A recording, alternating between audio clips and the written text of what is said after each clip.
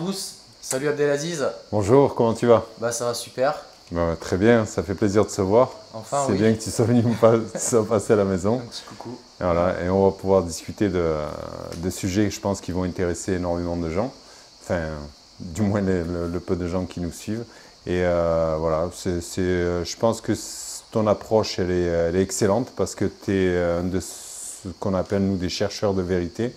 Et j'adore le fait que tu t'arrêtes pas à des dogmes et que tu sois en recherche constante. Et d'ailleurs, c'est pour ça, c'est un des trucs, tu es un des rares naturopathes que j'ai remarqué dans les blogs, là, et c'est pour ça que je t'avais un peu charcuté une fois. Mais je sentais chez toi qu'il y avait cette recherche et j'aime beaucoup ça en fait. J'aime le fait que les gens ne s'arrêtent pas à juste ce qu'on leur a enseigné dans les écoles de naturopathie et qu'ils aillent rechercher réellement ce qui est vrai.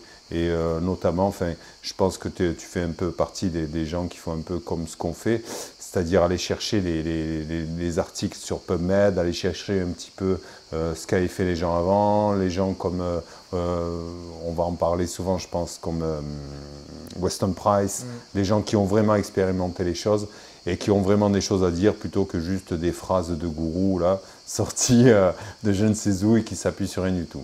Voilà. Je te remercie. Alors juste pour la petite histoire, Abdelaziz, je l'ai rencontré sur internet, comme quoi on fait, l'internet c'est bien mais le réel c'est mieux.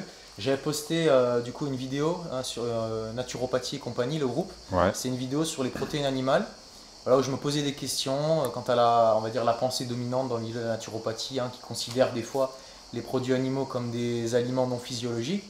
Et tu es venu poster un commentaire parmi tous les gens qui les excitaient, et tu étais venu partager un billet de blog que je mettrai en description, très intéressant sur l'alimentation ancestrale.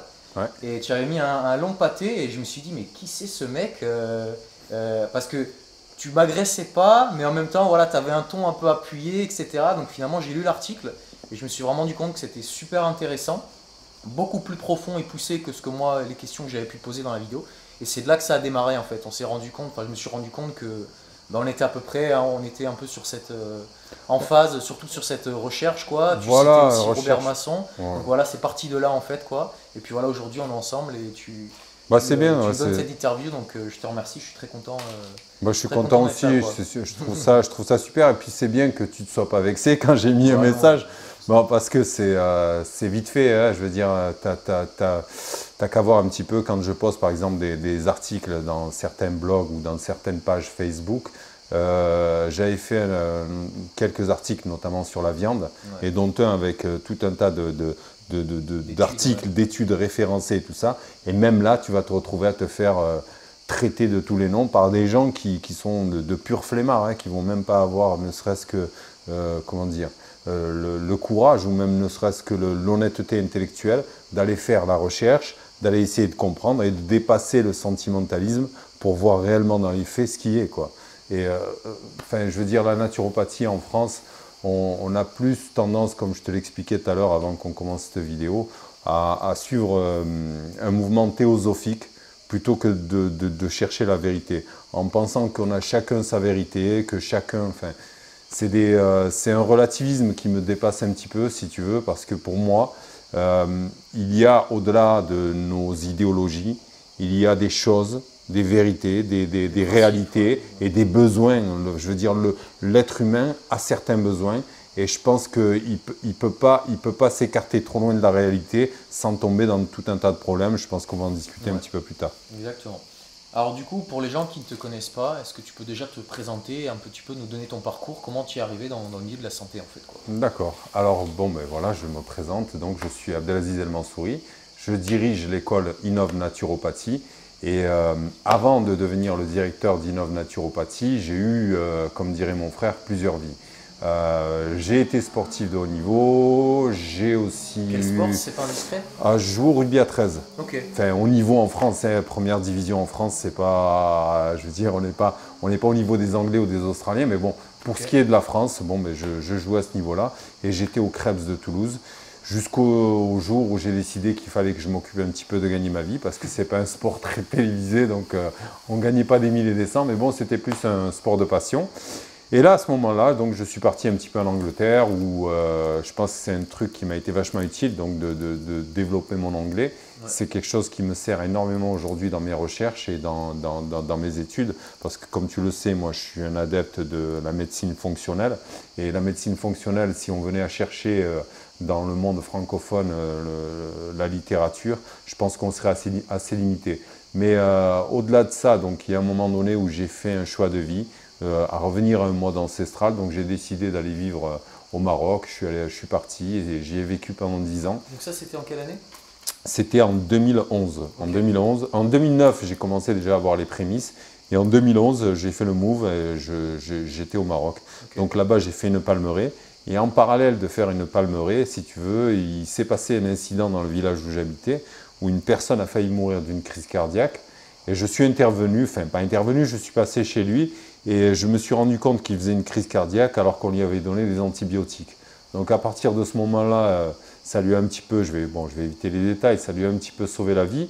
Et de là, les gens se sont mis à venir chez moi. Okay. Spontanément, tu avais des familles entières, des gens qui amenaient leurs fils, des gens qui amenaient leur père, des gens qui amenaient... Et donc je me suis retrouvé là, et là tu as l'imam du village qui est venu me voir et qui me dit « Mais écoute, si tu veux faire une profession comme celle-là, moi qui suis imam, rien que pour monter sur le minbar et faire une prêche, il me faut une qualification, il me faut un diplôme. Donc je pense que tu devrais passer un diplôme. » Et là, bon, je suis allé faire ma recherche et je suis tombé sur l'école Innov Naturopathie que je dirige aujourd'hui, qui était dirigée à l'époque par Marie-Claire Laparé. Et quand Marie-Claire Laparé dirigeait l'école, si tu veux, moi je ne savais pas ce que c'était la naturopathie, je suis tombé dessus un peu par hasard. Et j'ai contacté Marie-Claire Laparé, elle m'a donné rendez-vous à Tanger. On s'est rencontrés là-bas, après une brève discussion, on est littéralement tombés amoureux l'un de l'autre, quoi. Mais intellectuellement, hein, parce qu'elle avait 74 ans, paix à son âme, elle est décédée maintenant. Et en fait, si tu veux, quand j'ai commencé avec elle, ça a été de suite. Donc le matin, j'allais faire ma palmeraie, l'après-midi, j'étudiais la naturopathie. Mais au-delà même d'étudier la naturopathie, j'étais déjà depuis quelques années dans une recherche de vérité. Donc je n'étais pas du genre à prendre une information et juste l'assimiler parce qu'on me l'a donnée. Il me fallait aller chercher. Donc j'allais rechercher. Et c'est là que je te disais que le côté anglo-saxon, le fait de parler l'anglais, m'a été très bénéfique dans le sens où j'ai pu avoir accès à des documents que je n'aurais pas eu si je ne parlais que français. Donc de là, j'ai repris, en fait, si tu veux, j'ai passé mon diplôme. Quand j'ai passé mon diplôme, Marie-Claire m'a recontacté et elle m'a dit « Il faut que tu viennes au Canada ». Je dis « Pourquoi ?» Elle me dit « Écoute, viens, je t'expliquerai ». Donc là, je viens au Canada, j'arrive à Montréal, elle vient me chercher et on va à Granby, dans son petit village. Et là, on a passé une quinzaine de jours à discuter tous les deux, à parler de naturopathie, etc. Et au bout de ces 15 jours, elle me dit « Je veux que tu reprennes l'école, je suis fatigué ». Donc là, juste que tu précises, c'est une école, au moment où tu reprends l'école, c'est une école de naturopathie en ligne. C'est déjà une école en naturopathie en ligne. Elle est née en 1993 et ça a toujours été de l'enseignement en ligne. Donc à distance, essentiellement à distance. Et c'est toujours le cas aujourd'hui. Seulement, c'était déjà à la base un enseignement classique de la naturopathie telle que tu la connais, purement hygiéniste, avec tout un tas de dogmes qui n'ont jamais été dépoussiérés. D'ailleurs, quand j'ai discuté avec Marie-Claire Laparé, je lui ai dit « Mais pourquoi, si tu sais que ce n'est pas vrai, telle ou telle chose, pourquoi est-ce que tu continues à les enseigner ?»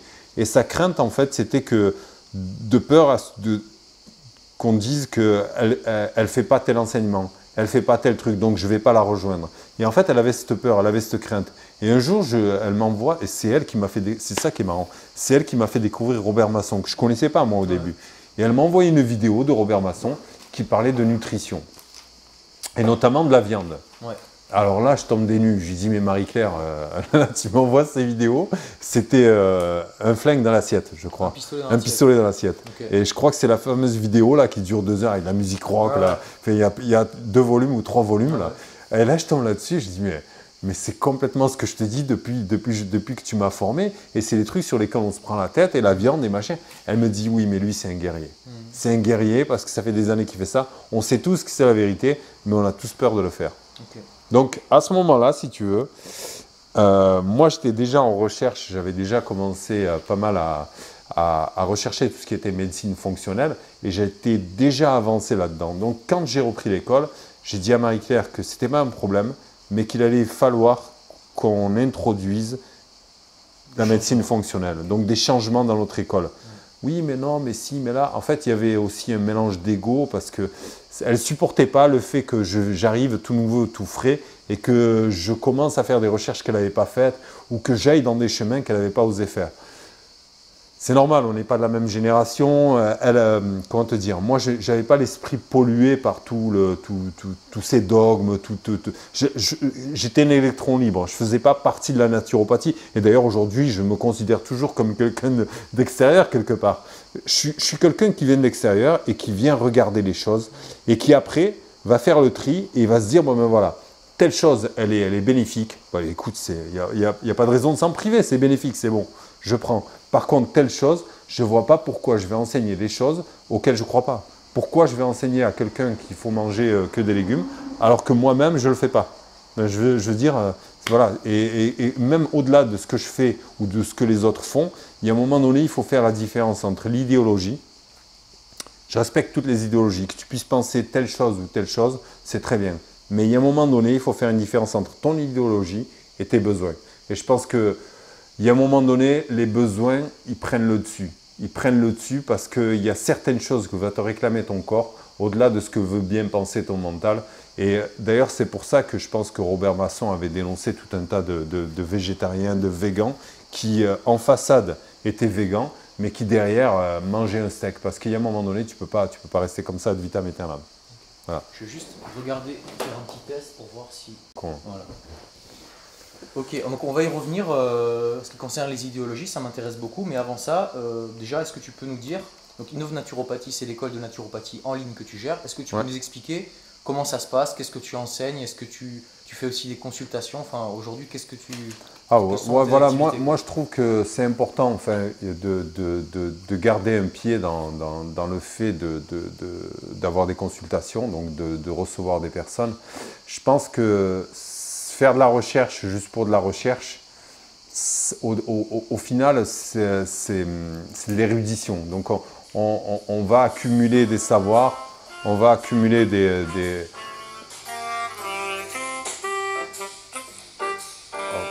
Pardon, je coupe. Bon, on va laisser ça de côté. Donc en fait, on va accumuler des savoirs juste pour le fait d'accumuler des savoirs. Mais ce qui va compter en fait pour nous, dans le sens où nous on est des thérapeutes, c'est de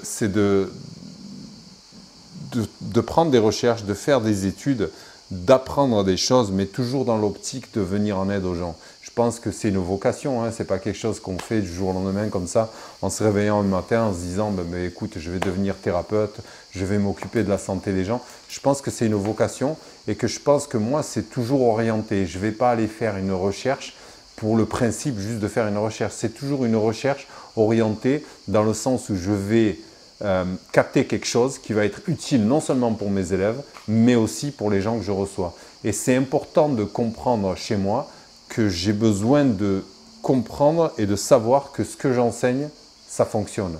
Et que ce que j'enseigne aux gens, c'est quelque chose que je mets en pratique. On parlait tout à l'heure de certaines écoles, de certaines personnes qu'on ne va pas citer, mais quand tu regardes au final, à la sortie de leurs écoles, avec quel savoir elles sortent, et si elles sont en capacité d'accompagner les gens, c'est un foutage de gueule. C'est un foutage de gueule. Il y a un moment donné, même, je pense que c'est même dangereux, quoi. Tu me parlais d'exemple de ton boucher, je ne sais pas, tu voudras peut-être en parler tout à l'heure, mais il y a des gens à qui on va donner des conseils, mais qui vont les mettre dans des vrais problèmes. Donc je pense qu'il y a un moment donné, il va falloir élever notre niveau. Il va falloir commencer à vouloir apprendre l'anatomie, la physiologie, la biologie. Je veux dire, le naturopathe qui se sent flemmard à ce niveau-là, je pense qu'il n'a rien à faire dans le game, il n'a rien à faire dans le métier. L'autre niveau, c'est qu'il va falloir aussi venir frotter nos connaissances et ce qu'on nous a enseigné et le frotter à la science et voir un petit peu ce que dit réellement la science. On ne peut pas croire quelqu'un qui, du haut de son chapeau, va nous faire des affirmations parfois gratuites, qui ne se basent sur rien et qui n'ont aucun ancrage dans la réalité. Il y a un moment donné, comme je disais tout à l'heure, il y a une grosse différence entre la théosophie, donc l'idéologie, et la réalité. C'est pour ça que nous, avec Innov Naturopathie, on a fait le choix de la médecine fonctionnelle, parce qu'on pense que c'est le futur de la naturopathie et que tout naturopathe qui veut vraiment prendre en charge des personnes va être obligé à un moment donné de s'intéresser à la médecine fonctionnelle. Donc sur Innov Naturopathie, tu formes des naturopathes, c'est bien ça? Donc tu as un cursus pour former des naturopathes de A à Z? Oui, de A à Z. Okay. Donc comme tu le sais, les associations elles réclament 1200 heures, nous c'est 1350 heures et c'est exclusivement de la naturopathie. Il n'y a pas de massage, il n'y a pas d'acupuncture, il n'y a pas… Tout ça on trouve ça formidable, hein. Mais pour nous c'est pas ça un naturopathe à la base. Un naturopathe il peut déjà commencer à comprendre son métier, à acquérir les bases, se faire des bases solides, donc devenir un éducateur de santé. Mais avant de devenir un éducateur de santé, tu es un enquêteur, tu es un détective, tu es quelqu'un qui va poser des questions, qui va faire des recherches et qui va venir apporter des réponses de fond à des problèmes de fond. Ce n'est pas quelqu'un qui va venir gérer des symptômes de la bobologie avec des plantes, avec des huiles essentielles. Tout ça, certes, c'est super, c'est de super outils. Ah, mais bien sûr, surtout par exemple quand tu veux nettoyer l'intestin, tu ne vas pas le faire avec des poèmes, hein. Tu vas le faire avec des plantes. Donc, à un moment donné, c'est quelque chose que tu vas consommer, c'est quelque chose que dont tu vas te servir. C'est des outils, mais ce n'est pas une finalité. La finalité pour toi, c'est de remettre la personne en fonctionnalité, donc fonctionnalité cellulaire, digestive, etc. Mais c'est toujours, ça part toujours du digestif, parce que si tu veux, si tu n'as pas les micronutriments pour faire fonctionner les cellules, à un moment donné, le cellulaire, voilà, c'est que la conséquence de ton état gastrique, de ton état digestif et de l'état de nutrition dans lequel tu es. Et ça, je veux dire, tu peux pas mettre quelqu'un en végan. D'ailleurs, je ne sais pas si tu as déjà discuté avec un végan, mais un vrai, hein, pur et dur. Hein. Je sais pas. Ouais, il a été, donc j'en ai connu. Ouais, tu vois qu'à un moment donné, au niveau du tempérament, ça va venir te jouer des tours, tu vois, qu'il va te manquer des choses, tu vas être irascible, Donc il y a quelque chose qui va se retranscrire dans le réel, de ton idéologie vers le réel, et tu verras bien qu'il y a un décalage. Donc il y a un moment donné, l'être humain est omnivore, qu'on le veuille ou non, il a besoin de certaines choses, et notamment de viande. Donc sur Innov Naturopathie, tu formes des naturopathes. Il y a des cours qui sont à la carte, donc on peut choisir ce qu'on veut étudier. Tout dépend. Si tu veux faire une formation certifiante, oui. Donc à un moment donné, tu vas être obligé de prendre tout le cursus. Okay. Mais après, voilà, tu peux être un naturopathe, par exemple, qui revient nous voir pour faire que la partie nutrithérapie, médecine fonctionnelle. Okay. Donc à ce moment-là, nous, on t'accorde les acquis. Donc pour l'anatomie, physiologie, biologie, tout ça. Tous les acquis, on te les donne. L'aromathérapie, si tu l'as fait, pareil, on va t'accorder les équivalences. Mais, comment te dire, si une personne veut juste prendre à la carte, par exemple, j'ai des mamies, des fois, qui me contactent pour juste faire l'aromathérapie parce qu'elles ont envie de faire de l'aromathérapie autour d'elles. Donc, à ce moment-là, elles prennent le cours à la carte, mais ce n'est pas une formation certifiante. La formation certifiante, elle demande quand même un certain nombre d'heures et un parcours complet. Donc, l'anatomie, etc. Comment gérer une clinique, tu vois, des trucs tout basiques, hein, tout terre à terre. Hein. Gérer une clinique, c'est quoi la philosophie de la naturopathie, l'éthique de la naturopathie. Donc, des choses que tu dois apprendre avant de devenir un thérapeute. Ok. Alors, je mettrai évidemment tout en description. Vous pourrez aller voir le site de l'école Innov Naturopathie.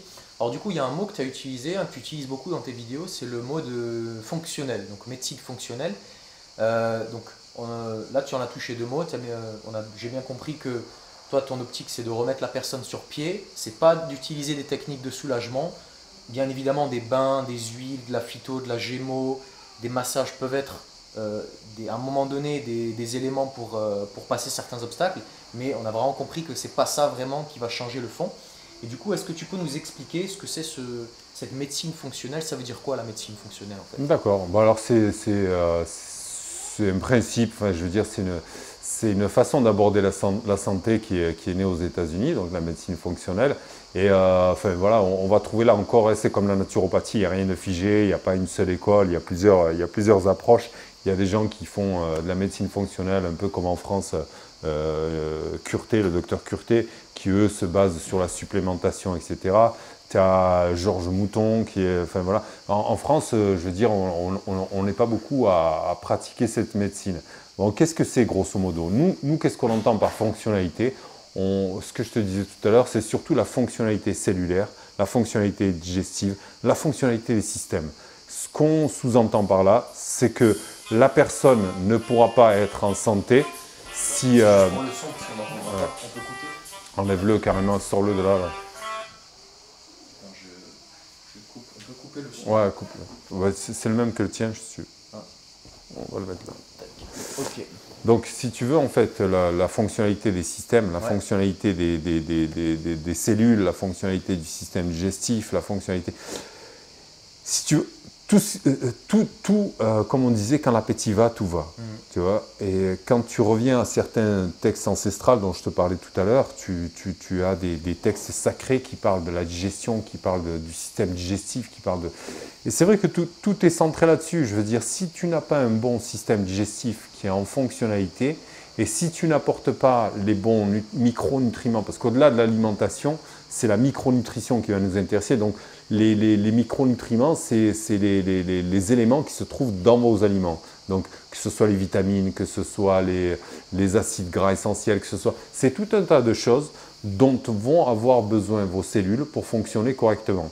Et si tu veux, moi, je considère l'être humain comme un ordinateur. Et ce qu'on va lui donner, c'est des programmes. Et en fait, il faut un programme adapté en fonction de ton mode d'exploitation. Je veux dire, l'être humain est fait d'une telle manière qu'il y a un moment donné, il lui faut tel programme pour fonctionner. Si je vais manquer de certaines vitamines, je vais parler par exemple de la vitamine B12 ou de la vitamine B9, je vais en avoir besoin dans le cycle de Krebs. Si dans le cycle de Krebs, je n'ai pas la vitamine B12, la vitamine B9, je vais avoir une montée d'homocystéine. Si j'ai une montée d'homocystéine, je vais me retrouver avec des problèmes cardiaques. Bon, je schématise, hein, c'est très résumé, mais au-delà même de l'homocystéine qui monte, je ne vais pas avoir d'antioxydants comme le glutathione. Je vais pas avoir... Donc, il va y avoir tout un tas d'événements comment dire, en cascade qui vont faire qu'on va se retrouver dans un problème de santé et dans un déséquilibre. Donc, au-delà de venir apporter une plante pour tel problème ou une huile essentielle pour tel bobo, il faut commencer à la base. Et la base, pour nous, c'est toujours de commencer à relancer le système digestif. Une fois que j'ai relancé le système digestif, tout le reste après, c'est simple. Il faut donner une adaptation alimentaire adaptée. Il faut remettre un pH acide correct au niveau de l'estomac. Donc, il y a tout un tas de choses qui vont venir jouer un rôle. Et là aussi, comme je t'expliquais tout à l'heure, la médecine fonctionnelle, elle est spécifique. C'est-à-dire que je n'ai pas une réponse pour tout le monde.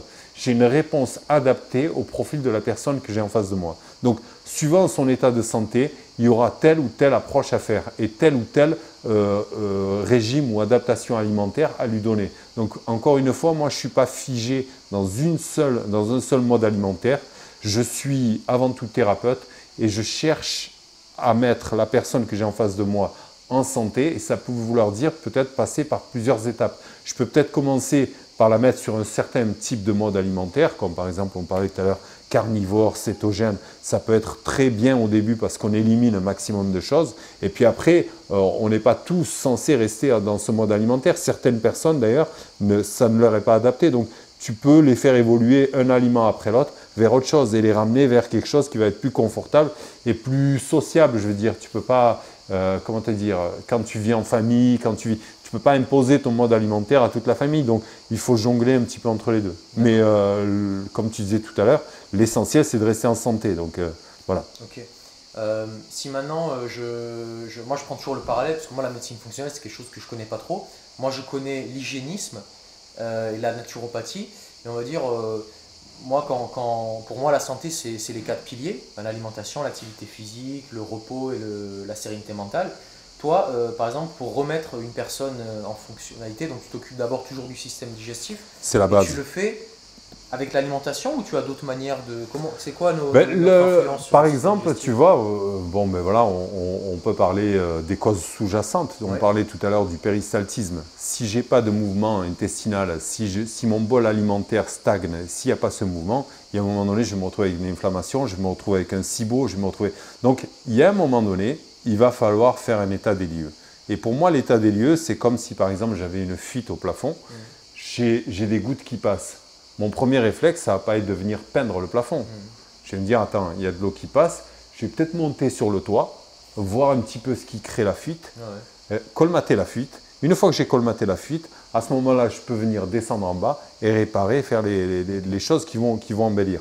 Donc, quelque part, si j'ai une personne qui a, par exemple, un péristaltisme diminué, il y a certainement eu, à un moment donné, une réaction par rapport à son alimentation, par rapport aux choses qu'elle a ingurgitées, par rapport à son mode de vie, par rapport à son stress, il y a quelque chose qui est venu déclencher. Ça peut être un choc émotionnel, même des fois, tu vois. Okay. Ça peut être des choses comme ça qu'on a à gérer. Donc, il y a quelque chose qui est venu créer ça. Donc, là, aujourd'hui, par exemple, j'ai cette personne, elle a un SIBO du fait que son péristaltisme a été diminué. Ma première des choses, c'est de venir nettoyer. Donc, là, c'est là que la phytothérapie va être super intéressante, c'est là que l'aromathérapie va être super intéressante, c'est là qu'on peut donner certains compléments alimentaires pour venir aider. Je pensais notamment tout à l'heure par rapport à la chloridrie au niveau de l'estomac. Si on n'a pas une chloridrie impeccable, donc si on n'a pas une bonne acidité au niveau de l'estomac, à ce moment-là, on ne va pas avoir déjà une protection, parce que si tu veux, l'acidité, c'est une barrière. Donc, on risque d'avoir des pathogènes qui vont passer au travers et qui vont arriver au système digestif, à l'intestin. Et là, à ce moment-là, ça peut venir causer des problèmes. De même, si je n'ai pas un pH optimal au niveau de mon estomac, je vais avoir du mal à réduire les aliments. Donc, je vais me retrouver avec des carences en nutriments. Je pense notamment à la vitamine B12, comme on appelle aide-moi, l'intrinsèque, le facteur intrinsèque qui justement se fait au niveau de l'estomac et qui vient créer la B12 se crée dans l'estomac. Donc, si tu as ce genre de problème, déjà, il va te manquer de la B12.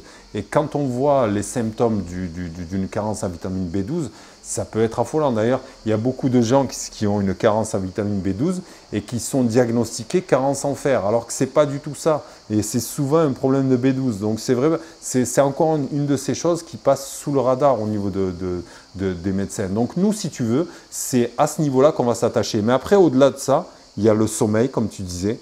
Il y a le stress, le management du stress. Il y a le côté social de la personne. Je veux dire, c'est global. Et dans ce sens-là, nous, on ne renie pas l'hygiénisme. On en vient de l'hygiénisme, tu vois. Mais il y a certaines choses qui vont nous déranger, tu vois, dans l'hygiénisme. Voilà. On en discutera tout à l'heure si tu veux. Voilà.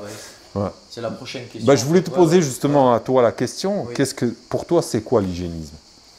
L'hygiénisme, moi, je l'ai compris comme un art de vivre dans le respect de la physiologie humaine, en fait. C'est ça ce que j'ai compris. Bon, on va dire, vraiment pour schématiser le truc, ce que j'ai compris, c'est l'hygiénisme, c'est plutôt l'hygiène de vie. On va essayer d'être le moins interventionniste possible sur le corps.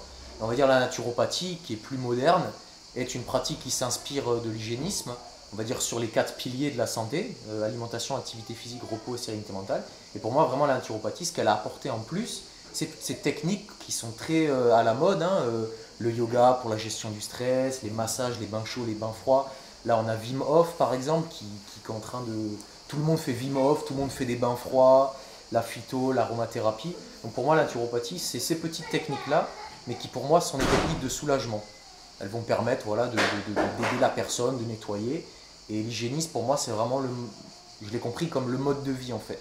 Où on touche le moins. Et la naturopathie, on va venir intervenir, quoi. Moi, je l'ai compris comme ça. D'accord. Moi, c'est un peu pareil. Hein. Je veux dire, après, voilà, c'est l'interprétation qu'en fait chacun après derrière. Mais moi, je pourrais le transcrire en deux mots. Hein. C'est le retour au mode ancestral. Donc, 3 mots même. Okay. Retour au mode ancestral. Donc, retour au bon sens. Retour aux choses qui étaient censées et qui faisaient du bon sens. Je veux dire, si tu regardes bien tes arrière-grands-parents, c'est eux qui avaient raison.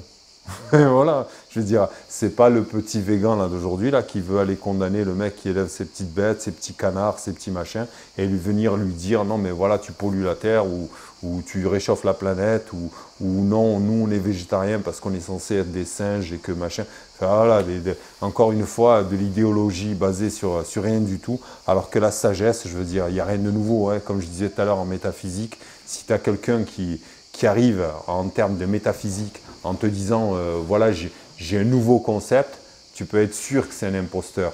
Et de la même manière qu'en nutrition, en principe de vie, quoi, en général. Hein. Je veux dire, ce que faisaient les ancêtres, ce que faisaient les personnes du mode ancestral, il y a beaucoup de bon sens là-dedans. D'ailleurs, il te suffit, enfin, moi qui ai vécu dans le désert au Maroc, qui a rencontré, parce que j'ai été steward pendant un certain temps, qui a rencontré des gens en Afrique, qui a rencontré des gens un petit peu partout, je sais qu'il y a un moment donné, j'ai vu une sagesse chez ces gens-là qui n'existe plus chez nous, quoi.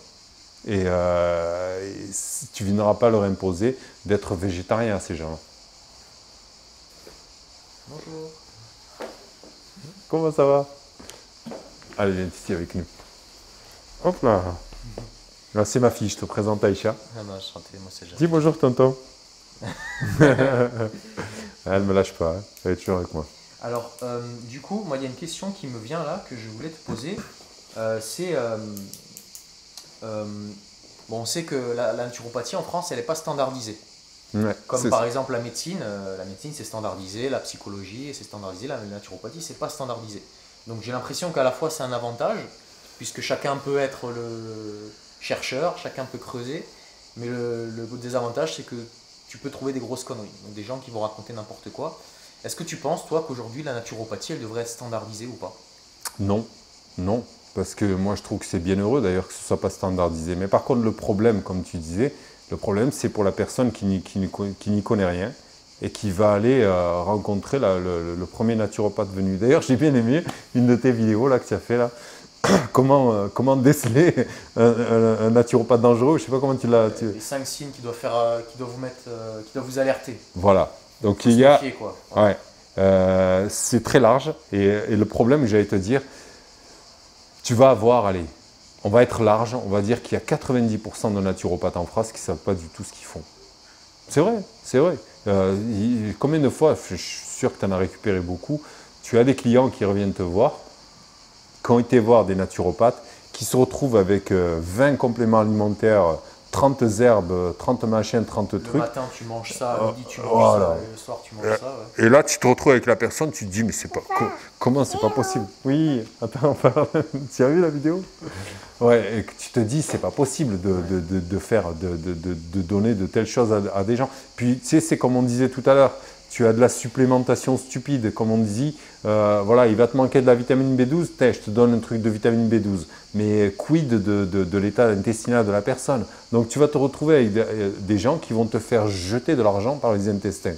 Il y a un moment donné, enfin, tu l'as compris, je pense que les gens vont le comprendre, je ne suis pas un fanat de la supplémentation. Tu vois. Pour moi, ce n'est pas systématique. Et vraiment, si on doit supplémenter, c'est des choses, mais ça ne dépasse pas les doigts de la main. Okay. Je veux dire, on ne va pas en mettre 10, tu vois. Tu vas avoir la vitamine D, tu vas avoir le magnésium, tu vas avoir la vitamine K2, tu vas avoir… Enfin, certaines choses comme ça qui sont vraiment pertinentes pour certaines personnes, dans certains cas de figure, à supplémenter. Mais venir supplémenter quelqu'un parce que soi-disant il est en carence de vitamine B12, tu vas lui donner une vitamine B12 et la vitamine B12, tu le sais, si tu as lu mon article, tu as plusieurs formes de vitamine B12.